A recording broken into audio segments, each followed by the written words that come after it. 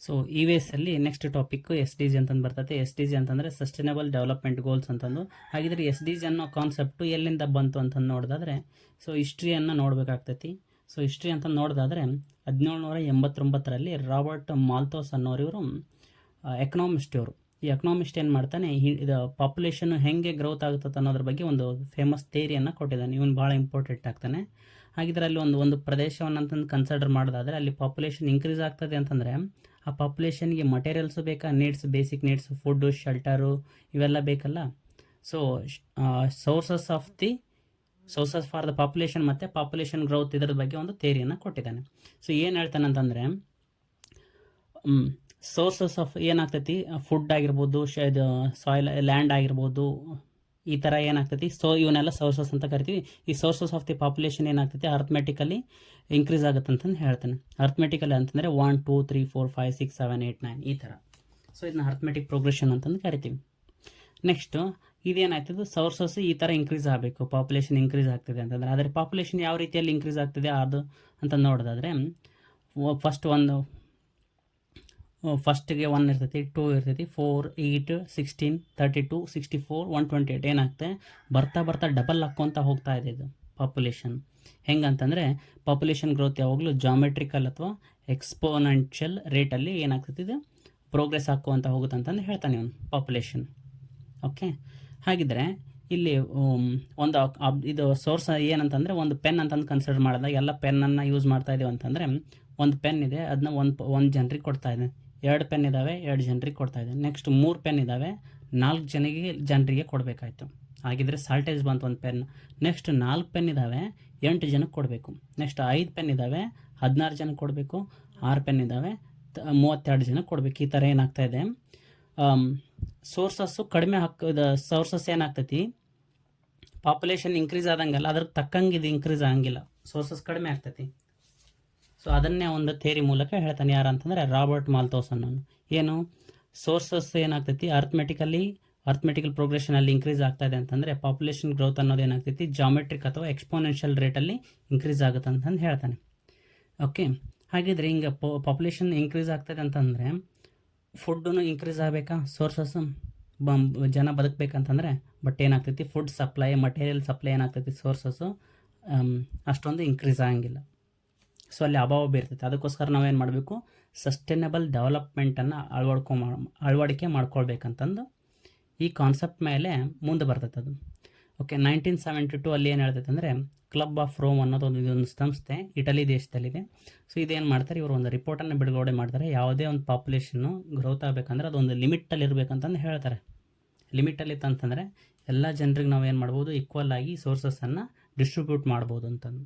Okay, so ಅದಕ್ಕೋಸ್ಕರ ಏನು ಮಾಡ್ತಾಯಿದೆ, 1987 ಬ್ರಂಟ್ಲ್ಯಾಂಡ್ ರಿಪೋರ್ಟ್ ಅಂತಂದು ಒಂದು ರಿಪೋರ್ಟನ್ನು ಬಿಡುಗಡೆ ಮಾಡ್ತಾರೆ. ಯಾರು ಅಂತಂದರೆ ಇವೇನು ಓದರು, ಯುನೈಟೆಡ್ ನೇಷನ್ಸ್ನವರು. ಅವ್ರೇನು ಹೇಳ್ತಾರೆ, ಅವರ ಕಾಮನ್ ಫ್ಯೂಚರಲ್ಲಿ ಬಿಡಿದ ಒಂದು ಮ್ಯಾಗ್ಝಿನಲ್ಲಿ ಏನು ಮಾಡ್ತಾರೆ, ಸಸ್ಟೈನಬಲ್ ಡೆವಲಪ್ಮೆಂಟ್ ಬಗ್ಗೆ, ಕಾನ್ಸೆಪ್ಟ್ ಬಗ್ಗೆ ಹೇಳ್ತಾರೆ. ಹೌದಾ, ನಮ್ಮ ಫ್ಯೂಚರಿಗೆ, ನಮ್ಮ ಮಕ್ಕಳು ಮೊಮ್ಮಕ್ಕಳಿಗೆ, ಮುಂದಿನ ಜನರಿಗೋಸ್ಕರ ಏನಾದರೂ ಉಳಿಸ್ಬೇಕಂತಂದ್ರೆ ಫಾಸಿಲ್ ಫ್ಯೂಲ್ಸು, ನೇಚರ್ನ ಉಳಿಸ್ಬೇಕಂತಂದರೆ ಇವತ್ತು ನಾವೇನು ಮಾಡಬೇಕು, ಲಿಮಿಟಾಗಿ ಅವನ್ನೆಲ್ಲ ಬಳಕೆ ಮಾಡಬೇಕು ಅಂತಂದು ಹೇಳ್ತಾರೆ. ಅದಕ್ಕೆ ಅಲ್ಲೇ ಉಟ್ಕೊಳ್ಳೋದು ಸಸ್ಟೈನಬಲ್ ಡೆವಲಪ್ಮೆಂಟ್ ಅಂತಂದು ಕಾನ್ಸೆಪ್ಟು ಕೊಟ್ಟಿದ್ದಾರೆ ಅಂತಂದರೆ ಇವೇನೋದರು. ಓಕೆ, ಸೊ ಹಾಗಿದ್ರೆ 2000ರಿಂದ 2015 ತನಕ ಇವೇನೋದವ್ರು ಏನು ಮಾಡ್ತಾರೆ, ಮಿಲೇನಿಯಂ ಡೆವಲಪ್ಮೆಂಟ್ ಗೋಲ್ಸನ್ನು ಅಳವಡಿಕೆ ಮಾಡ್ಕೊತಾರೆ. 2000ರಿಂದ 2015 ಅಂದರೆ 15 ವರ್ಷ, MDG ಅಂತಂದು ಕರಿತೀವನ್ನ. ಹಾಗಿದ್ರೆ ಫಸ್ಟ್ ಗೋಲ್ ಇವನ್ನೆಲ್ಲ ಸೀರಿಯಲ್ ಆಗಿ ನೆನ್ಪಿಟ್ಕೋಬೇಕು. ಸೊ MDG 1 ಅಂತಂದರೆ ಮಿಲೇನಿಯಂ ಡೆವಲಪ್ಮೆಂಟ್ ಗೋಲ್ 1 ಅಂತಂದು ನಮ್ಮದು ಯಾವುದೇ ಒಂದು ಕಂಟ್ರಿ ಅಂತಂದು ಕನ್ಸಿಡರ್ ಮಾಡ್ಕೊಂಡು ಎಕ್ಸ್ಟ್ರೀಮ್ ಪಾವರ್ಟಿ ಇರೋದು. ಮೊದಲು ಏನು ಮಾಡಬೇಕಂತ ಕಂಟ್ರೀಸ್ಗೆ eradicate the extreme poverty and hunger ಅಂತಂದು. ಸೊ ಪಾವರ್ಟಿ ಎರಾಡಿಕೇಟ್ ಮಾಡ್ತಾಯಿದ್ದೀವಿ ಅಂತಂದರೆ ಹಂಗರ್ನ ರಿಮೂವ್ ಮಾಡಿದಂಗೆ ಆಗ್ತೈತಿ. ಓಕೆ, ಇಷ್ಟ ಆಯಿತು. ಹಾಗಿದ್ರೆ ಅಲ್ಲಿರುವಂಥ ಬಡ ಜನರಿಗೆ ಪಾವರ್ಟಿಯನ್ನು ಕಡಿಮೆ ಮಾಡ್ತಾಯಿದ್ದೀವಿ ಅಂತಂದರೆ ಅಲ್ಲಿ ವಾಸಿಸುವಂಥ ಮಕ್ಕಳಿಗೆ ಮೊದಲು ಏನು ಕೊಡಬೇಕು, ನಾವು ಪ್ರೈಮರಿ ಎಜುಕೇಷನ್ನ ಕೊಡಬೇಕು. ಸೊ ಸೆಕೆಂಡ್ ಅಂತ ಏನಾಗ್ತೈತಿ point, achieve the universal primary education. So next ಏನಾಗ್ತೈತಿ, ಥರ್ಡ್ ಬಂತು, ಪ್ರೈಮರಿ ಎಜುಕೇಷನ್ ಮಕ್ಕಳು ಕೊಡ್ತಾ ಇದೀವಿ ಅಂತಂದರೆ ಮಕ್ಕಳಲ್ಲಿ ಏನಾಗ್ತೈತಿ, ಅದು ಮಕ್ಕಳಲ್ಲಿ ಜೆಂಡರ್ ಇಕ್ವಾಲಿಟಿಯನ್ನು ರಿಮೂವ್ ಮಾಡ್ದಂಗೆ ಆಗ್ತೈತಿ, ಇನ್ಇಕ್ವಾಲಿಟಿಯನ್ನು. ಸೊ ಇದು ಇನ್ಇಕ್ವಾಲಿಟಿ ಆಗಬೇಕು. ರಿಮೂವ್ ಜೆಂಡರ್ ಇನ್ಇಕ್ವಾಲಿಟಿ, ಮಕ್ಕಳಲ್ಲಿ ಏನಾಗ್ತೈತಿ, ಜೆಂಡರ್ ಇನ್ಇಕ್ವಾಲಿಟಿಯನ್ನು ತೆಗ್ದಂಗೆ ಆಗ್ತೈತಿ. ಆಮೇಲೆ ಎಂಪವರ್ ದ ವುಮೆನ್ ಎಂಪವರ್ ಬಗ್ಗೆ ಹೇಳ್ತದೆ 3ನೇ ಪಾಯಿಂಟ್. 4ನೇದು ಏನು ಹೇಳ್ತೈತಿ, ಹಾಗಿದ್ರೆ ಈ ಹೆಣ್ಣು ಮಕ್ಕಳನ್ನ ಶಾಲೆಗೆ ಕಳಿಸ್ಬೇಕು, ಅವ್ರನ್ನ ಎಂಪವರ್ ಮಾಡ್ಬೇಕಂತಂದ್ರೆ, ಹಾಗಿದ್ರೆ ಶಾಲೆಗೆ ಮೊದಲು ಹೆಣ್ಮಕ್ಳು ಕಳಿಸ್ಬೇಕಂತಂದ್ರೆ ಚೈಲ್ಡ್ ಮಾರ್ಟಾಲಿಟಿ ಕಡಿಮೆ ಆಗಬೇಕಾ? ಚೈಲ್ಡ್ ಅಂತಂದರೆ ಎಲ್ಲ ಮಕ್ಕಳು ಬಂತು ಇಲ್ಲಿ. ಚೈಲ್ಡ್ ಮಾರ್ಟಾಲಿಟಿ ಕಡಿಮೆ ಆಗ್ಬೇಕಂತಂದರೆ ಇದನ್ನು ಅದಕ್ಕೋಸ್ಕರ ರೆಡ್ಯೂಸ್ ಚೈಲ್ಡ್ ಮಾರ್ಟಾಲಿಟಿ ಅಂತಂದು 4ರಲ್ಲಿ ಇಟ್ಟಿದ್ದಾರೆ. ನೆಕ್ಸ್ಟ್ 5ರಲ್ಲಿ ಏನಿದೆ ಅಂತಂದರೆ ಇಂಪ್ರೂವ್ ದ ಮ್ಯಾಟರ್ನಾಲಿಟಿ ಹೆಲ್ತ್. ಓಕೆ, ಮಕ್ಕಳ ಸಾವಿನ ಸಂಖ್ಯೆ ಕಡಿಮೆ ಆಗಬಾರ್ದು ಅಂತಂದರೆ, ಕಡಿಮೆ ಮಾಡಬೇಕು ಅಂತಂದು ನೋಡೋದಾದರೆ ತಾಯಿ ಹೆಲ್ತಿಯಾಗಿರಬೇಕು. ತಾಯಿ ಹೆಲ್ತಿಯಾಗಿರ್ಬೇಕಂತಂದರೆ ಮ್ಯಾಟ್ರನಲ್ ಹೆಲ್ತ್ ಇಂಪ್ರೂವ್ ಮಾಡಬೇಕು. ಸೊ ಇದನ್ನು 5th ಪಾಯಿಂಟ್ ಈ ರೀತಿ ನೆನ್ಪಿಟ್ಕೋಬೇಕು. ಹಾಗಿದ್ರೆ ತಾಯಿ ಹೆಲ್ತ್ ಚೆನ್ನಾಗಿರ್ಬೇಕಂತಂದರೆ ಮೊದಲಿಗೆ ಅವರೆಲ್ಲ ಏನಾಗಿರಬೇಕು, ಪೇರೆಂಟ್ಸು HIV, ಏಡ್ಸು, ಮಲೇರಿಯಾ ಇಂಥ ಡಿಸೀಸಸ್ ವಿರುದ್ಧ ಏನು ಮಾಡಿರ್ಬೇಕು, ಅವರು ಹೋರಾಡ್ತಿರ್ಬೇಕು, ಅದ್ರ ಬಗ್ಗೆ ಕಾನ್ಷಿಯಸ್ ಇರಬೇಕಂತಂದು. ಸೊ ಇದನ್ನ 6th ಪಾಯಿಂಟ್ ಈ ಥರ ನೆನ್ಪಿಟ್ಕೊತ ಬರಬೇಕು, ಕಾಂಬ್ಯಾಟ್ ಅಂತ. ನೆಕ್ಸ್ಟ್ ಬರ್ತೈತಿ 7th. ಸೊ ಇದೆಲ್ಲ ಇಷ್ಟೆಲ್ಲ ಆದಮೇಲೆ ಏನಾಗ್ತೈತಿ, ಅವರಿಗೆ ಒಂದು ಎನ್ವಿರಾನ್ಮೆಂಟನ್ನು ಒದಗಿಸ್ಕೊಟ್ಟಂಗೆ ಆಗ್ತೈತಿ, ensure the environmental sustainability. So ಇಷ್ಟೆಲ್ಲ ಆಯ್ತಂದ್ರೆ ಏನಾಗ್ತೈತಿ, ಎಲ್ಲ ಮನೆಯವರು, ಎಲ್ಲ ದೇಶದವರು, ಎಲ್ಲ ಸ್ಟೇಟ್ಸ್ನವ್ರು ಏನಾಗ್ತೈತಿ ಗ್ಲೋಬಲ್ ಪಾರ್ಟ್ನರ್ಶಿಪ್ ಮೇಲೆ ಇತ್ತಂತಂದರೆ ಸಸ್ಟೈನಬಲ್ ಡೆವಲಪ್ಮೆಂಟ್ ಆಗ್ತೈತೆ ಅಂತಂದು ನೆನ್ಪಿಟ್ಕೋಬೇಕು. ಈ ಥರ global partnership for the development. So ಈ ಥರ 8 ಮಿಲಿಯನ್ ಡೆವಲಪ್ಮೆಂಟ್ಸ್ ಮೇಲೆ ಈ ಥರ ಟ್ರಿಕ್ ಮೇಲೆ ನೆನ್ಪಿಟ್ಕೊಳ್ಬೇಕು. ಸೊ ಒಂದೇದೇನು, ಪವರ್ಟಿಯನ್ನು ಎರಾಡಿಕೇಟ್ ಮಾಡಿ ಹಂಗರನ್ನು ರಿಮೂವ್ ಮಾಡಬೇಕು ಒಂದು. ಹಾಗಿದ್ರೆ ಇಷ್ಟೆಲ್ಲ ಮಾಡಿದ್ಮೇಲೆ ಏನು ಮಾಡಬೇಕು, ಅಲ್ಲಿರುವಂಥವ್ರಿಗೆ ಪ್ರೈಮರಿ ಎಜುಕೇಷನ್ ಕೊಡಬೇಕು, ಯೂನಿವರ್ಸಲ್ ಪ್ರೈಮರಿ ಎಜುಕೇಷನ್ ಅಚೀವ್ ಮಾಡಬೇಕು. ಇಷ್ಟು ಮಾಡ್ತಿದ್ವಿ ಅಂತಂದರೆ ಅಲ್ಲಿ ಇರುವಂಥ ಮಕ್ಕಳಲ್ಲಿ ಏನಾಗ್ತೈತೆ, ಜೆಂಡರ್ ಇನ್ಕ್ವಾಲಿಟಿಯನ್ನು ರಿಮೂವ್ ಮಾಡ್ತಾಯಿದ್ವಿ, ವುಮನ್ ಎಂಪವರ್ ಮಾಡ್ತಾಯಿದ್ವಿ ಅಂತ ಅರ್ಥ. ಹಾಗಿದ್ರೆ ಜೆಂಡರ್ ಇನ್ಕ್ವಾಲಿಟಿ ರಿಮೂವ್ ಮಾಡ್ತಾಯಿದ್ವಿ ಅಂತಂದರೆ ಅಲ್ಲಿ ಆ ಮಕ್ಕಳು ಶಾಲೆಗೆ ಹೋಗ್ಬೇಕಂತಂದ್ರೆ ಏನು ಮಾಡಬೇಕು, ಮೊದಲು ಚೈಲ್ಡ್ ಮಾರ್ಟಾಲಿಟಿನ ಕಡಿಮೆ ಮಾಡಬೇಕು, ರೆಡ್ಯೂಸ್ ಚೈಲ್ಡ್ ಮಾರ್ಟಾಲಿಟಿ ಕಡಿಮೆ ಮಾಡಬೇಕಂದ್ರೆ ತಾಯಿ ಆರೋಗ್ಯವಾಗಿರಬೇಕು. ಅದಕ್ಕೋಸ್ಕರ improve the health of the maternal health ಅಂತಂದು ಬರ್ತೈತಿ. ಸೊ ತಾಯಿ ಹೆಲ್ತ್ ಚೆನ್ನಾಗಿರ್ಬೇಕಂದ್ರೆ ಅವ್ರ ತಂದೆ ತಾಯಿಗೆ ಏನಾಗಿರ್ಬೇಕು, ಮೊದಲು ಇವೆಲ್ಲ ರೋಗಗಳ ವಿರುದ್ಧ ಹೋರಾಡಿರ್ಬೇಕು. ಯಾವುದು HIV, ಏಡ್ಸು, ಮಲೇರಿಯಾ ಈ ಥರ ಡಿಸೀಸಸ್ ವಿರುದ್ಧ ಹೋರಾಡ್ತಿರ್ಬೇಕು, ಕಾಂಬ್ಯಾಟ್ ಅಂತಂದು. ಸೊ ಇಷ್ಟೆಲ್ಲ ಆದಮೇಲೆ ಏನಾಗ್ತೈತಿ, ಆ ಮಗು ಅಥವಾ ಅಲ್ಲಿರುವಂಥ ಜನರಿಗೆ ವಾಸಿಸ್ಲಿಕ್ಕೆ ಏನಾಗ್ತೈತಿ, ಆ ಪೇರೆಂಟ್ಸ್ಗೆ ಒಂದು ಸುಸ್ಥಿರವಾದಂಥ ಅಥವಾ ಒಳ್ಳೆಯ ಎನ್ವಿರಾನ್ಮೆಂಟ್ ಕೊಟ್ಟಂಗೆ ಆಗ್ತೈತಿ. ಅಲ್ಲಿ ಪಕ್ಕದಲ್ಲಿರುವಂಥ ಕುಟುಂಬಗಳಾಗಿರ್ಬೋದು, ರಾಜ್ಯಗಳಾಗಿರ್ಬೋದು, ದೇಶಗಳು ಏನು ಮಾಡೋದು, ಗ್ಲೋಬಲ್ ಪಾರ್ಟ್ನರ್ಶಿಪ್ ಮೇಲೆ ಡೆವಲಪ್ಮೆಂಟ್ ಪ್ರೋಗ್ರೆಸ್ ಹಾಕ್ಕೊಂತ ಹೋಗುತ್ತೆ. ಸೊ ನೆಕ್ಸ್ಟ್ ಬರ್ತೈತಿ ಸಸ್ಟೈನಬಲ್ ಡೆವಲಪ್ಮೆಂಟ್ ಗೋಲ್ಸ್ ಅಂತಂದು. ಸೊ ಸಸ್ಟೈನಬಲ್ ಡೆವಲಪ್ಮೆಂಟ್ ಗೋಲ್ಸ್ ಬರೋದೇ ಇಲ್ಲಿ ಬರ್ತೈತೆ. ಸೊ 2015 ಸ್ಟಾರ್ಟ್ ಆಗಿ 2030. MDG ಏನು ಹೇಳ್ತೈತಿ, 2000ರಿಂದ 2015. SDG ಏನು ಹೇಳ್ತೈತಿ ಅಂದರೆ 2015ರಿಂದ 2030 ತನಕ. ಓಕೆ, ಇದನ್ನ ಅಜೆಂಡಾ 30 ಅಂತಂದು ಕರಿತೀವಿ. ಅಜೆಂಡಾ 30 ಅಂತಂದು ಏನಂತಂದರೆ 30 ಅಂತಂದರೆ 2030 ತನಕ ಇದು ಟಾರ್ಗೆಟ್ ಇಟ್ಕೊಂಡಿರೋದು, ಅದಕ್ಕೋಸ್ಕರ ಇದನ್ನ ಅಜೆಂಡಾ 30 ಅಂತಂದು ಕರೀತಾರೆ. ಹಾಗಿದ್ರೆ ಇವು ಎಷ್ಟಿದಾವೆ, ಟೋಟಲ್ ಆಗಿ 17 ಸಸ್ಟೈನಬಲ್ ಡೆವಲಪ್ಮೆಂಟ್ ಗೋಲ್ಸ್ ಇದ್ದಾವೆ. ಸೊ ಸಸ್ಟೈನಬಲ್ ಡೆವಲಪ್ಮೆಂಟ್ ಗೋಲ್ಸ್ ಅಂದರೆ ಇಷ್ಟೇ. ಸೊ ನಾವು ಇವಾಗ ಏನು ಮಾಡಬೇಕು, ಮಟೀರಿಯಲ್ಸ್ ಸೋರ್ಸಸ್ ನಾವೇನು ಮಾಡಬೇಕು, ಲಿಮಿಟ್ ಆಗಿ ಬಳಸಿ ಮುಂದಿನ ಪೀಳಿಗೆಗೋಸ್ಕರ ಉಳಿಸ್ಬೇಕು. ಸೊ ಇದನ್ನು SDG ಅಂತಂದು ಕರೀತಾರೆ. ಹಾಗಿದ್ರೆ ಇವನ್ನೆಲ್ಲ ಸೀರಿಯಲ್ ವೈಸ್ ನೆನ್ಪಿಟ್ಕೋಬೇಕು. ಈ ಥರ 5, 5, 5 ಆಮೇಲೆ 2 ಅಂತಂದು ಈ ಥರ ಬರ್ಕೊಂಡ್ರೆ ಈಸಿ ಆಗ್ತೈತಿ. ಸೊ ಇದನ್ನ ಟ್ರಿಕ್. ಓಕೆ, ಮೊದಲು ಏನು ಮಾಡಬೇಕು, ಪಾವರ್ಟಿ, ಇದನ್ನು ನೋ ಪಾವರ್ಟಿ ಅಂದರೆ ಪಾವರ್ಟಿಯನ್ನು ರಿಮೂವ್ ಮಾಡಬೇಕು. ಪಾವರ್ಟಿಯನ್ನು ರಿಮೂವ್ ಮಾಡ್ತಿದ್ವಿ ಅಂತಂದರೆ ಅಲ್ಲಿ ಹೊಟ್ಟೆ ಹಸಿವನ್ನು ಕಡಿಮೆ ಆಗ್ತಿದೆ ಅಂತ ಅರ್ಥ, ಅಂದರೆ 0 ಹಂಗರ್ ಆಯಿತು. ಸೊ 0 ಹಂಗರ್ ಆದಮೇಲೆ ಏನು ಮಾಡಬೇಕು, ಅಲ್ಲಿ ಅವರಿಗೆ ಪ್ರೈಮರಿ ಎಜುಕೇಷನ್ ಕೊಡಬೇಕಿತ್ತು. ಮಿಲಿಯನ್ ಡೆವಲಪ್ಮೆಂಟ್ ಗೋಲ್ಸಲ್ಲಿ ಪ್ರೈಮರಿ ಎಜುಕೇಷನ್ ಆಯಿತು. ಸೊ ಇದು ಮಿಲಿಯನಿಯಮ್ ಆಯ್ತಿದ್ದು 2015 to 30 ಹಾಕಿದ್ರೆ ಇದನ್ನ ಅಲ್ಲಿದ್ದರೆ ಏನು ಮಾಡಬೇಕು, ಇಲ್ಲಿ ಕ್ವಾಲಿಟಿ ಎಜುಕೇಷನ್ ಅಂತ ಬರ್ತೈತಿ. ಗುಡ್ ಹೆಲ್ತ್ ಅಂತಂದು ಬರುತ್ತೆ. ಸೊ 0 ಹಂಗರ್ ಇದೆ ಅಂತ ಹೊಟ್ಟೆ ತುಂಬ ಊಟ ಮಾಡ್ತಿದ್ದಾರೆ ಅಂತಂದರೆ ಅವ್ರು ಏನಾಗ್ತದೆ, ಹೆಲ್ತಿ ಫುಡ್ ತಿಂತಾರೆ, ಗುಡ್ ಹೆಲ್ತ್ ಮೇಂಟೈನ್ ಮಾಡ್ತಾರೆ. ಸೊ ಗುಡ್ ಹೆಲ್ತ್ ಮೇಂಟೈನ್ ಮಾಡ್ತಿದ್ದಾರೆ ಅಂತಂದರೆ ಅವ್ರಿಗೆ ಏನು ಮಾಡ್ತೀವಿ, ಕ್ವಾಲಿಟಿ ಎಜುಕೇಷನ್ ಕೊಡಬೇಕು. ಕ್ವಾಲಿಟಿ ಎಜುಕೇಷನ್ ಅಂದರೆ ಹೈಯರ್ ಎಜುಕೇಷನ್ ಪ್ರೊವೈಡ್ ಮಾಡಬೇಕಂತ ಅರ್ಥ, ಮೀನಿಂಗ್ ಇದು. ಸೊ MDGಯಲ್ಲಿ ಪ್ರೈಮರಿ ಎಜುಕೇಷನ್ ಕೊಟ್ಟರೆ ಸಸ್ಟೈನಬಲ್ ಡೆವಲಪ್ಮೆಂಟ್ ಗೋಲ್ 2015 to 30 ಏನು ಮಾಡ್ತಾರೆ, ಕ್ವಾಲಿಟಿ ಎಜುಕೇಷನ್ನ ಅಚೀವ್ಮೆಂಟ್ ಮಾಡ್ಬೇಕಂತಂದು ಹೇಳ್ತೈತಿ. ಇದು ಥರ ಎಲ್ಲ ನೆನ್ಪಿಟ್ಕೊಂತ ಬರಬೇಕು. ಸೊ ಕ್ವಾಲಿಟಿ ಎಜುಕೇಷನ್ ಕೊಟ್ಟ ಮೇಲೆ ಏನಾಗ್ತೈತಿ, ಅಲ್ಲಿ ಪ್ರತಿಯೊಬ್ಬರಿಗೂ ಅಲ್ಲಿ ಜೆಂಡರ್ ಇಕ್ವಾಲಿಟಿ ಅನ್ನೋದು ಮೂಡ್ತದೆ, ಮೈಂಡಲ್ಲಿ ಬರ್ತದೆ. ಯಾರಿಗೂ ತಾರತಮ್ಯ ಮಾಡಬಾರ್ದು, ಜೆಂಡರ್ ಇಕ್ವಾಲಿಟಿ ಅಂತಂದು ಎಲ್ಲರಿಗೂ ಮನಸ್ಸಲ್ಲಿ ಬರ್ತದೆ. ಓಕೆ, ಇಷ್ಟು 5 ಪಾಯಿಂಟ್ಸ್ ನೆನಪಿರ್ತಾವೆ. ನೆಕ್ಸ್ಟ್ ಬರ್ತೈತಿ 6, 7, 8, 9, 10 ಯಾವ ರೀತಿ ನೆನ್ಪಿಡ್ಬೇಕಂತಂದರೆ, ಒಬ್ಬ ಬಿಸ್ನೆಸ್ ಮ್ಯಾನ್ ಬರ್ತಾನೆ. ಒಬ್ಬ ಬಿಸ್ನೆಸ್ ಮ್ಯಾನ್ ಬಂದು ಒಂದು ಸಿಟಿಯಲ್ಲಿರುವಂಥ ಒಂದು ಏರಿಯಾದಲ್ಲಿ ಅಲ್ಲಿರೋ ಬಹಳ ಬಡ ಜನರು ಇರ್ತಾರೆ. ಆ ಬಡ ಜನರಿಗೆ ಏನು ಮಾಡ್ತಾನೆ, ಹೋಮ್ಸನ್ನು, ರೂಮ್ಸನ್ನು ಎಲ್ಲವನ್ನು ಕಟ್ಸಿಕೊಡ್ತಾನೆ. ಕಟ್ಸಿಕೊಟ್ಟು ಏನು ಮಾಡ್ತಾನೆ, ಕುಡಿಯೋಕೆ ನೀರು ಬೇಕಾ, ಬರೀ ಮನೆಗಳನ್ನೆಲ್ಲ ಕಟ್ಸಿಕೊಟ್ರೆ ಆಗ್ತದೆ. ಅಲ್ಲದಕ್ಕೋಸ್ಕರ ಏನು ಮಾಡ್ತಾರೆ, ವಾಟರ್ ಫೆಸಿಲಿಟೀಸ್, ಸ್ಯಾನಿಟೈಸೇಷನ್ ಎಲ್ಲವನ್ನು ಪ್ರೊವೈಡ್ ಮಾಡ್ತಾನೆ. ಸೊ ಫಸ್ಟ್ ಹೆಂಗೆ ನೆನ್ಪಿಡಬೇಕು, clean water and sanitation. So ಈ ರೀತಿ ನೆನ್ಪಿಟ್ಕೋಬೇಕು 6th ಒಂದು. ಸೊ 7th ಒಂದು ಬರ್ತೈತಿ. ಹಾಗಿದ್ರೆ ಅಲ್ಲಿ ಮೊದಲೇ ಬಡ ಜನರು ಇದ್ದಾರೆ. ಸೊ ಅಷ್ಟೆಲ್ಲ ಪ್ರೊವೈಡ್ ಮಾಡಿದ್ಮೇಲೆ ಏನು ಮಾಡಬೇಕು, ಅಲ್ಲಿ ಲೈಟನ್ನು ಅಂದರೆ LED ಬಲ್ಬ್ಸ್ ಇದನ್ನೆಲ್ಲ ಒದಗಿಸ್ಕೊಡ್ಬೇಕು. ಅದಕ್ಕೋಸ್ಕರ ಅಫೋರ್ಡಬಲ್ ಆ್ಯಂಡ್ ಕ್ಲೀನ್ ಎನರ್ಜಿ ಅಂತಂದರೆ LED ಬಲ್ಬ್ಸ್ ಏನಾಗ್ತೈತಿ, LED ಬಲ್ಬ್ಸು ಎನರ್ಜಿಯನ್ನು ವೇಸ್ಟ್ ಮಾಡಲ್ಲ, ಎಲೆಕ್ಟ್ರಿಕಲ್ ಎನರ್ಜಿಯನ್ನು ವೇಸ್ಟ್ ಮಾಡಲ್ಲ. ಓಕೆ, ಆಮೇಲೆ ಅದು ಕ್ಲೀನ್ ಇರ್ತೈತೆ, ಯಾವುದೇ ಥರ ಪೊಲ್ಯೂಷನ್ ಮಾಡೋಂಗಿಲ್ಲ. So affordable and clean energy ಆಯಿತು. ಸೊ ನೆಕ್ಸ್ಟ್ ಏನು ಮಾಡ್ತಾರೆ, ಸೊ ಇಷ್ಟೆಲ್ಲ ಒದಗಿಸ್ಕೊಟ್ಟಿದ್ದೀರಿ, ನಮಗೊಂದು ಉದ್ಯೋಗನ ಸೃಷ್ಟಿಸ್ಕೊಡಿ ಅಂತಂದು ಅಲ್ಲಿರುವಂಥ ಜನರು ಏನು ಮಾಡ್ತಾರೆ, ಆ ಬಿಸ್ನೆಸ್ ಮ್ಯಾನ್ ಕೇಳ್ತಾರೆ. ಅದಕ್ಕೋಸ್ಕರ ಏನು ಮಾಡ್ತಾನೆ, ಆ ಬಿಸ್ನೆಸ್ ಮ್ಯಾನ್ ಒಂದು ಫ್ಯಾಕ್ಟ್ರಿನ ಕಟ್ಟಿ ಆ ಬಿಸ್ನೆಸ್ ಮ್ಯಾನ್ ಏನು ಮಾಡ್ತಾನೆ, ಮತ್ತು ಅವ್ರಿಗೆ ಜಾಬ್ ಕೊಡಬೇಕಂತಂದರೆ ಡಿಸೆಂಟಾಗಿ ವರ್ಕ್ ಕೊಡಬೇಕು, ಮತ್ತು ಅಲ್ಲಿ ತನ್ನದು ಎಕನಾಮಿಕ್ ಗ್ರೌತ್ ಆಗಬೇಕಂತಂದ್ರೆ ಅದಕ್ಕೊಂದು ಇಂಡಸ್ಟ್ರಿಯನ್ನು ಕಟ್ಕೊಳ್ತಾನೆ. ಇಂಡಸ್ಟ್ರಿಯನ್ನು ಕಟ್ಕೊಂಡ್ರೆ ಏನಾಗ್ತೈತಿ, ಇಲ್ಲಿ ಕೊಟ್ಟಂಗೆ ಆಗ್ತೈತಿ. ಓಕೆ, ಸೊ ಇಷ್ಟ ಆಯಿತು. ಇಂಡಸ್ಟ್ರಿ ಕಟ್ಟಿ ಏನು ಮಾಡಿದ ಜಾಬು. ಸೊ ಈ ಥರ ನೆನ್ಪಿಟ್ಕೋಬೇಕು. ಅವ್ರು ಬಂದು ಏನು ಮಾಡ್ತಾರೆ, ಅಲ್ಲಿರುವಂಥ ಜನರು ಜಾಬನ್ನು ಕೇಳ್ತಾರೆ ಅವನಿಗೆ, ಈ ಬಿಸ್ನೆಸ್ ಮ್ಯಾನಿಗೆ. ಸೊ ಜಾಬನ್ನು ಡಿಸೆಂಟ್ ವರ್ಕ್ ಅಂತಂದರೆ ಜಾಬ್ ಅಂತ ನೆನ್ಪಿಟ್ಕೋಬೇಕು. ಅವರು ಜಾಬ್ ಕೇಳ್ತಿದ್ದಾರೆ ಅಂತಂದರೆ, ಜಾಬನ್ನು ಕೇಳ್ತಿದ್ದಾರೆ ಅಂದರೆ ಒಂದು ಇಂಡಸ್ಟ್ರಿಯನ್ನು ಸ್ಥಾಪನೆ ಮಾಡಬೇಕಂತಂದು ಸ್ಥಾಪನೆ ಮಾಡ್ತಾನೆ. ಸೊ ಏನಾಗ್ತದೆ, ಇಂಡಸ್ಟ್ರಿಯನ್ನು ಸ್ಥಾಪನೆ ಮಾಡಿ ಅಲ್ಲಿರೋ ಪ್ರತಿಯೊಬ್ಬ ವ್ಯಕ್ತಿಗಳಿಗೆ ಏನು ಮಾಡ್ತಾನೆ, ಮಹಿಳೆಯರು ಪುರುಷರಿಗೂ ಇದು ಒಂದು ಆ್ಯಾವ್ರೇಜ್ ಫ್ಯಾಮಿಲಿ ಇದು ಹಿಂದುಳಿದ ವರ್ಗದವ್ರಿಗೆ ಏನು ಮಾಡ್ತಾನೆ, ಈಕ್ವಲ್ ಆಗಿ ಜಾಬ್ ಕೊಡಿಸ್ತಾನೆ. ಅದಕ್ಕೋಸ್ಕರ ಏನಾಗ್ತೈತಿ, ಇನ್ಇಕ್ವಾಲಿಟೀಸನ್ನು ಕಡಿಮೆ ಮಾಡ್ದಂಗೆ ಆಗ್ತೈತಿ. ಸೊ ಈ ರೀತಿಯಾಗಿ 10 ಗೋಲ್ಸ್ ನೆನ್ಪಿಟ್ಕೋಬೇಕು. ನೆಕ್ಸ್ಟ್ 11 to 15 ಯಾವ ರೀತಿ ನೆನ್ಪಿಟ್ಕೋಬೇಕಂತ ಹೇಳ್ತೀನಿ. ಓಕೆ, ಸೊ ಇವಾಗ ಏನಾಗ್ತಿದ್ದು, ಒಂದು ಸಿಟಿದು ಆಯಿತಾ. ಸೊ ನೆಕ್ಸ್ಟ್ ಏನು ಮಾಡ್ತಾರೆ, ಇವರು ಒಂದೇ ಸಿಟಿಯಲ್ಲಿ ಇರೋಂಗಿಲ್ಲ, ಈ ಬೇರೆ ಬೇರೆ ಸಿಟಿಯಲ್ಲಿ ಏನಾಗ್ತಿರ್ತದೆ, ತಮ್ಮ ರಿಲೇಟಿವ್ಸ್ ಇರ್ತಾರೆ, ತಮ್ಮ ರಿಲೇಟಿವ್ಸನ್ನು ಮೀಟ್ ಆಗಬೇಕಲ್ಲ. ಓಕೆ, ಸೊ ಇಲ್ಲೊಂದು ಸಿಟಿ ಇದೆ, ಇವ್ರದ್ದು ಸಿಟಿ ಏನಾಯ್ತು, ಇವಾಗೆಲ್ಲ ಕ್ಲೀನ್ ಇದೆ, ಹೈಫೈ ಇದೆ, ಎಲ್ಲ ಚೆನ್ನಾಗಿ ನಡೀತಾ ಇದೆ. ಅದೇ ಥರ ನಮಗೆ ಇವ್ರದ್ದು ಸಸ್ಟೈನಬಲ್ ಸಿಟಿ ಆಯಿತು. ಸೊ ತಮ್ಮದು ಕಮ್ಯುನಿಟೀಸ್ ಏನಿದಾವೆಲ್ಲ ಇಲ್ಲಿ ಸಸ್ಟೈನಬಲ್ ಸಿಟೀಸ್ ಆ್ಯಂಡ್ ಕಮ್ಯುನಿಟೀಸ್ ಆಯಿತು.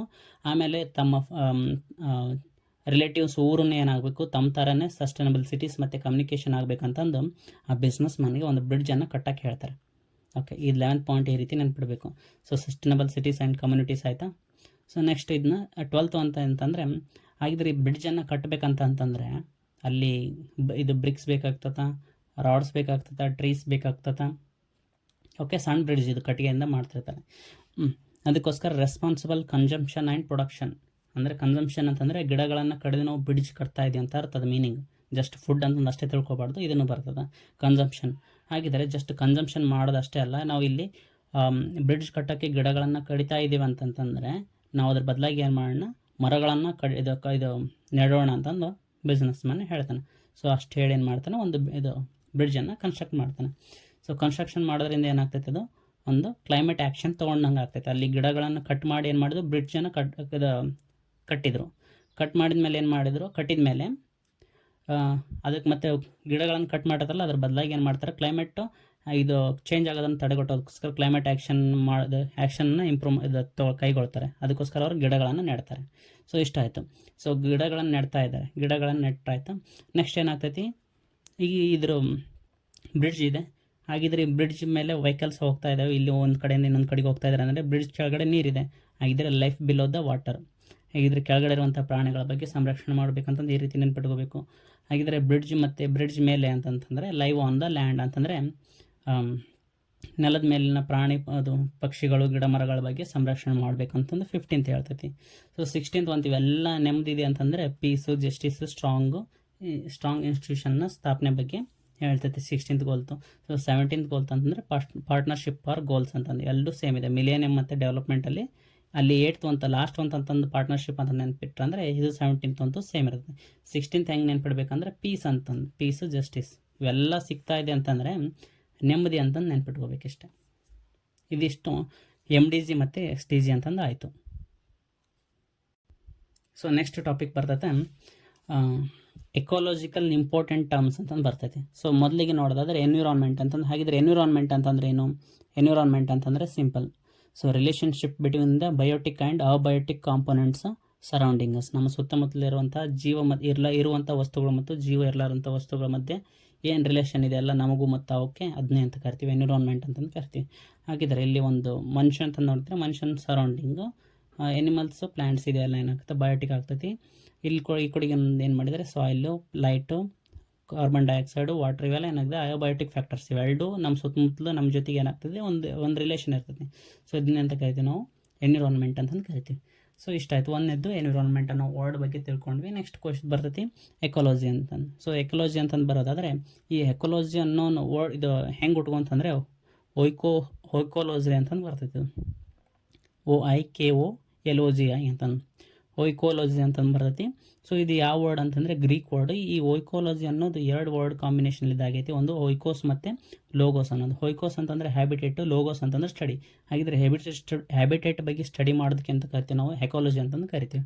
ಸೊ ಇಷ್ಟು ಸಿಂಪಲ್ ಇದೆ. ಸೊ ಕೇಳ್ತಾರೆ. ಓಕೆ, ಸೊ ಹಾಗಿದ್ರೆ ಒಯ್ಕೋಲಜಿ ಅನ್ನೋದು ಯಾವ ವರ್ಡ್ಲಿದೆ ಅಂತಂದರೆ ಗ್ರೀಕ್ ವರ್ಡ್ ಅಂತಂದು ಹೇಳಬೇಕು. ಹಾಗಿದ್ರೆ ಈ ಎಕೋಲಜಿ ಅನ್ನೋದನ್ನು ವರ್ಡನ್ನು ಮೊದಲಿಗೆ ಯಾರು ಕೊಟ್ರು ಅಂತಂದರೆ ಫಸ್ಟಿಗೆ ಒಯ್ಕೋಲಜಿ ಅಂತಂದರೆ ಇರ್ತೈತಿ ಈ ಥರ. ಬಟ್ ಇದನ್ನು ಏನು ಮಾಡ್ತಾನೆ ಇಂಪ್ರೂವ್ ಮಾಡಿ ಇದು ಕೊಟ್ಟಿದ್ದು ಯಾರು ಅಂತಂದರೆ ಎಕಾಲಜಿ ಅನ್ನೋ ವರ್ಡು ಅರ್ನ್ಸ್ಟ್ ಎಕಲ್ ಅಂತಂದು ಬರ್ತಾನೆ. ಇವನು ಎಕಾಲಜಿಸ್ಟ್ ಇವನು. ಸೊ ಅರ್ನ್ಸ್ಟ್ ಎಕಲ್ ಅನ್ನೋರು ಏನು ಮಾಡ್ತಾರೆ ಫಸ್ಟ್ ಟೈಮು ಎಕಾಲಜಿ ಅನ್ನೋ ವರ್ಡನ್ನು ಕೊಡ್ತಾನೆ. ಸೊ ಇಂಪಾರ್ಟೆಂಟ್, ಎಕಾಲಜಿ ಅನ್ನೋ ವರ್ಡನ್ನು ಯಾರು ಕೊಟ್ಟರು ಅಂತಂದು ಹೇಳ್ತಾರೆ. ಓಕೆ, ಹಾಗಿದ್ರೆ ಈ ಎಕಾಲಜಿ ಬಗ್ಗೆ ಕಂಪ್ಲೀಟಾಗಿ ಅಧ್ಯಯನ ಮಾಡಿದವರು ಯಾರಂತಂದರೆ ಅದಕ್ಕೋಸ್ಕರ ಅವನಿಗೆ ಅಲೆಕ್ಸಾಂಡರ್ ವಾನ್ ಅಂಬೋಲ್ಟ್ ಅಂತ ಬರ್ತಾನೆ. ಅದಕ್ಕೋಸ್ಕರ ಇವನು ಫಾದರ್ ಆಫ್ ಎಕಾಲಜಿ ಅಂತಂದು ಕರಿತಾನೆ, ಅಲೆಕ್ಸಾಂಡರ್ ವಾನ್ ಅಂಬೋಲ್ಟ್. ಓಕೆ, ಸೊ ಹೆಂಗೆ ನೆನಪಿಡ್ಬೇಕು ಅಂದರೆ ಫಸ್ಟ್ ಈ ವರ್ಡನ್ನು ಎಕಾಲಜಿ ಅನ್ನೋ ವರ್ಡ್ ಕೊಟ್ಟವನು ಅರ್ನೆಸ್ಟ್ ಎಕಲ್. ಆದರೆ ಫಾದರ್ ಆಫ್ ಎಕಾಲಜಿ ಅಂತಂದು ಯಾರು ಕರಿತೀವಿ ಅಲೆಕ್ಸಾಂಡರ್ ವಾನ್ ಅಂಬೋಲ್ಟ್ ಅಂತಂದು. ಹಾಗಿದ್ರೆ ಇಂಡಿಯನ್ ಎಕಾಲಜಿ ಫಾದರ್ ಯಾರು ಅಂತಂದರೆ ಫಾದರ್ ಆಫ್ ಇಂಡಿಯನ್ ಎಕಾಲಜಿಗೆ ರಾಮದೇವ್ ಮಿಶ್ರಾ ಅಂತಂದು ಕರಿತೀವಿ. ಸೊ ಇವು 3 ನೇಮ್ಸು ನೆನಪಿರಬೇಕು. ಓಕೆ, ಹಾಗಿದ್ರೆ ಲೆವೆಲ್ಸ್ ಆಫ್ ಎಕಾಲಜಿ ಅಂತ ಬಂತಂದರೆ ಇದೆಲ್ಲ ಗೊತ್ತಿರೋದಿದೆ. ಇಂಡಿವಿಜುವಲ್ ಇರ್ತೈತಿ, ಇಂಡಿವಿಜುವಲ್ ನೆಕ್ಸ್ಟ್ ಪಾಪ್ಯುಲೇಷನ್ ಬರ್ತದೆ, ನೆಕ್ಸ್ಟ್ ಕಮ್ಯುನಿಟಿ ಆದಮೇಲೆ ಎಕೋಸಿಸ್ಟಮ್ಗಿಂತ ದೊಡ್ಡದು, ಬಯೋಮ್ಗಿಂತ ದೊಡ್ಡದು ಬಯೋಸ್ಪಿಯರ್. ಓಕೆ, ಸೊ ಇದಿಷ್ಟು ಅಂತ ಗೊತ್ತಿದೆ. ನಾವು ಎಕೋಸಿಸ್ಟಮ್ ಟರ್ಮಿಗೆ ಹೋಗೋಣ. ಎಕೋಸಿಸ್ಟಮ್ ಅಂತಂದ್ರೆ ಏನು?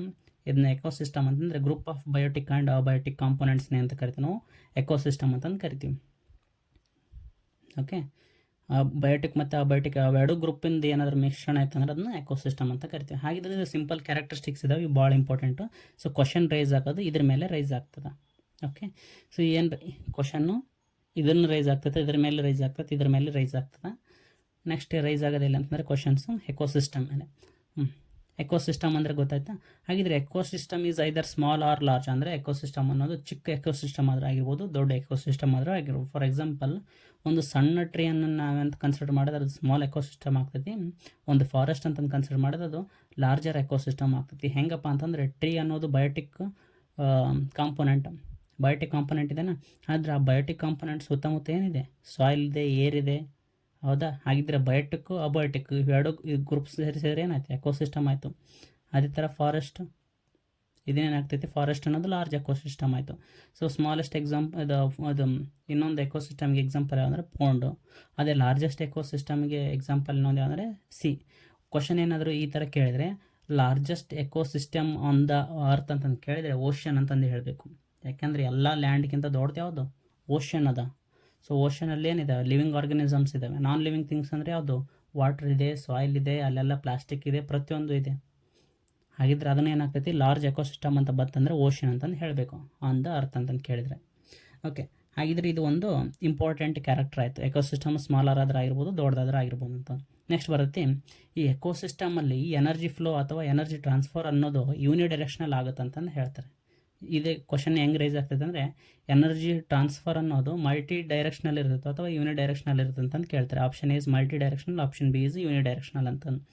Okay, option B is correct ಅಂತಂದು ಹೇಳಬೇಕು.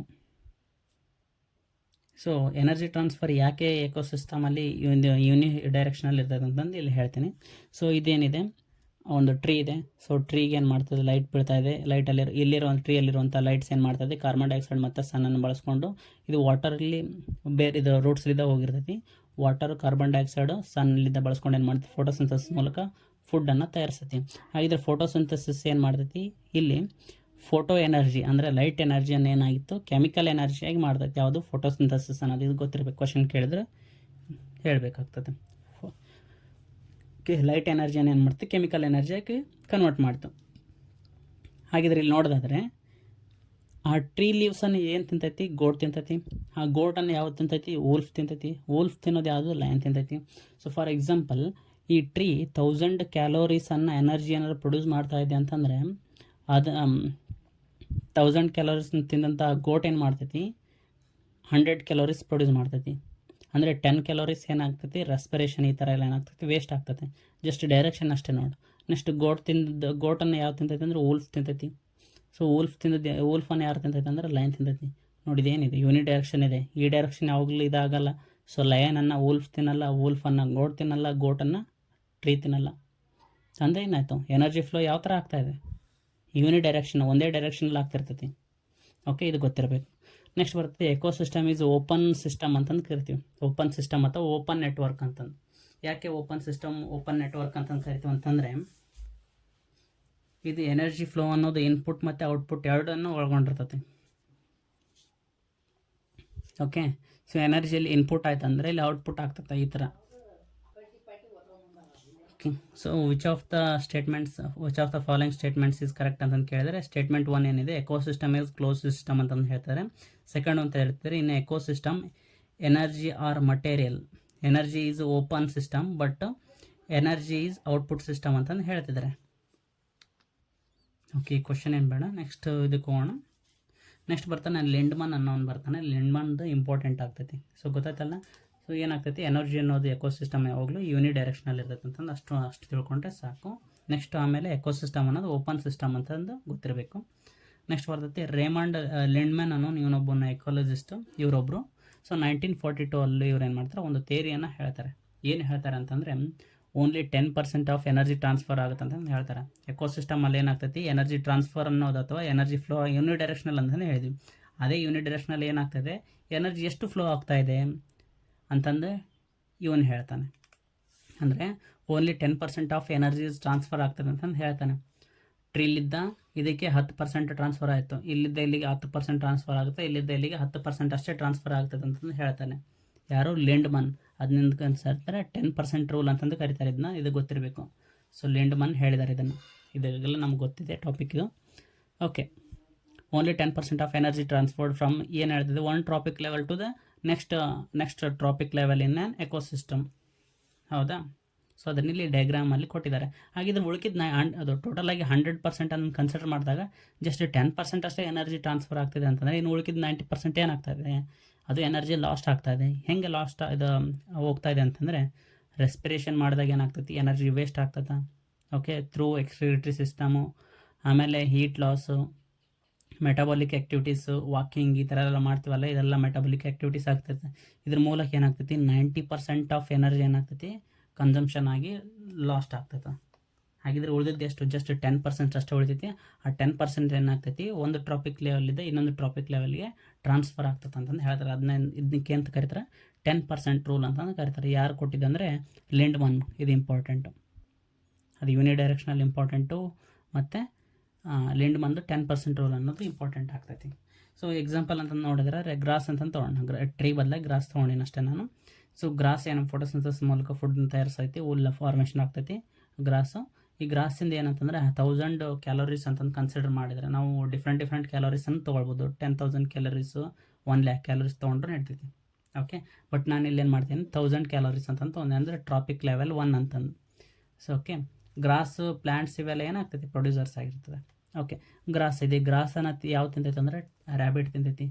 ಓಕೆ, ರ್ಯಾಬಿಟ್ ತಿಂತೈತಲ್ಲ. ಹಾಗಿದ್ರೆ 10% ಅಷ್ಟೇ ಎನರ್ಜಿ ಟ್ರಾನ್ಸ್ಫರ್ ಆಗ್ತದೆ ಅಂತಂದರೆ ಏನು ಬರ್ಕೊತೀನಿ ನಾನು 1000 × 10/100. ಓಕೆ, 10/100 ಮಾಡ್ಕೊಂಡಾಗ ಏನಾಗುತ್ತೆ 2 zeros ಕ್ಯಾನ್ಸಲ್ ಆಗಿ 100 ಕ್ಯಾಲೋರೀಸ್ ಉಳಿತು. ಓಕೆ, ನೆಕ್ಸ್ಟು ಟ್ರಾಪಿಕ್ ಲೆವೆಲಿದ್ದು ಏನು ರ್ಯಾಬಿಟನ್ನು ಯಾವ ತಿಂತೈತೆ ಅಂದರೆ ವೂಲ್ಫ್ ತಿಂತೈತಿ. ನೆಕ್ಸ್ಟ್ ಇಲ್ಲೇನಿರುತ್ತೆ 100 ಕ್ಯಾಲೋರೀಸ್ ಇರುವಂಥ ರ್ಯಾಬಿಟನ್ನು ವೂಲ್ಫ್ ತಿಂತಂತಂದರೆ ಅಲ್ಲಿ 10% ಕಡಿಮೆ ಆಗಬೇಕಾ? 2 zeros ಕ್ಯಾನ್ಸಲ್ ಆಗಿ 10 ಕ್ಯಾಲೋರೀಸ್ ಅಷ್ಟೇ ಉಳಿತು. ಓಕೆ, ಸೊ ರ್ಯಾಬಿಟನ್ನು ಯಾವ್ದು ತಿಂತೈತಿ ವೋಲ್ಫ್ ತಿಂತೈತಿ. ಹಾಗಿದ್ರೆ ರ್ಯಾಬಿಟಲ್ಲಿ 100 ಕ್ಯಾಲೋರೀಸ್ ಇತ್ತು. ಹಾಗಿದ್ರೆ 100 ಕ್ಯಾಲೋರೀಸ್ ತಿಂದದ್ದು ಏನಾಗ್ತೈತಿ ಇಲ್ಲಿ ವೋಲ್ಫಿಗೆ ಏನು ಬರ್ತೈತಿ ಎಷ್ಟು ಎನರ್ಜಿ ಉಳಿತೈತೆ ಅಂತಂದರೆ ಇಲ್ಲಿ 10% ಕಡಿಮೆ ಆಗ್ತೈತೆ ಅಂದರೆ 10/100 ಅಂತಂದರೆ 2 zeros ಕ್ಯಾನ್ಸಲ್ ಆಗಿ 10 ಕ್ಯಾಲೋರಿ ಉಳಿತು. ಈ ವೋಲ್ಫನ್ನು ಯಾವ ತಿಂತೈತಿ ಲಯನ್ ತಿಂತೈತಿ.